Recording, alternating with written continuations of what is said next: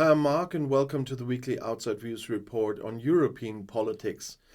The Conservative People's Party, the PP, and the right-wing populist Vox made strong gains in the local elections in Spain. After the counting of the votes, the PP came to a good 31.5% on Sunday. That's more than 9 percentage points more than in the last election in 2019. It replaced Prime Minister Pedro Sanchez's socialist PSOE as the strongest force at local level. Vox only achieved a good 7% in the municipalities nationwide, but that is an increase of more than 4 percentage points.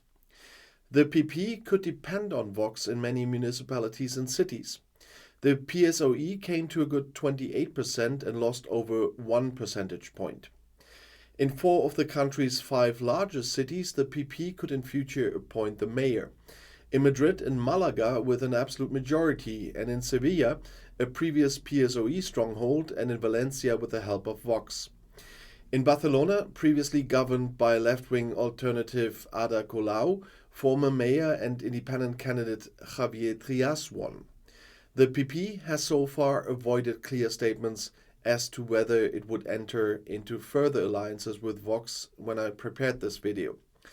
Prime Minister Pedro Sanchez's socialists lost their share of the vote and now have to look to the parliamentary elections that were planned at the end of the year. They have to be with concern, mainly because of the dispute between their left-wing partners, but the election will be earlier now. That was announced just before I started filming this video. And Spain had come through the corona pandemic relatively well under Sanchez's left-wing minority government. The economic situation is comparatively stable, also because of EU aid worth billions. But unemployment is still high in European comparison. In addition, disputes within the first coalition government since the 1930s repeatedly offered the opposition plenty of ammunition. Inflation, the consequences of the Ukraine war, and several affairs drove Sanchez increasingly into a corner. A new sex criminal law proved to be a fiasco in this super election year.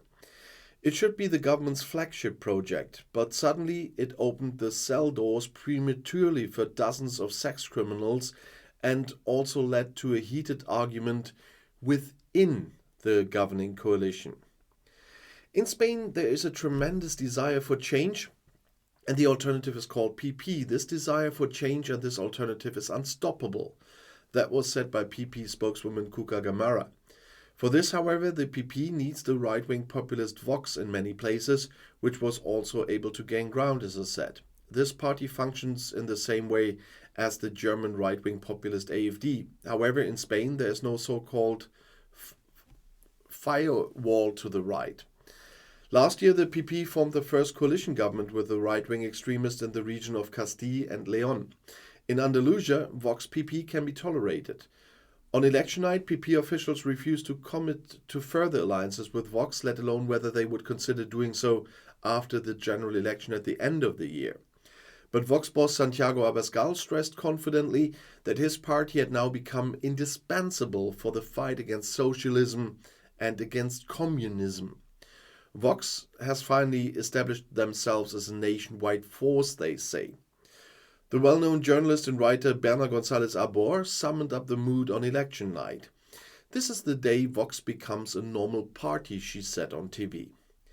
The development in Spain is reminiscent of the strengthening of right-wing parties in Italy and Sweden. In Madrid, there was a double PP triumph. Regional head of government Isabel Díaz Ayuso won the absolute majority of seats in the regional parliament, while PP candidate José Luis Martínez Almeida won the mayoral election. It also prevailed in the Balearic Islands with the holiday island of Mallorca, in Valencia, Aragon, Extremadura and La Rioja, with a clear lead in some cases. The PP result in the local elections was similarly strong. There, after the counting of the votes, as I said, the People's Party came to 31.5%, and that's more than 9 percentage points more than in the last election. And this really brought Sanchez into trouble. That's why he meanwhile announced that there will be an early general election. We will see how this will develop, and I will keep you informed, of course. But for today, that should be all about the Spanish elections. I'll see you in my next video. The next one is right here in the end screen if you want to see another one, and I'll be back.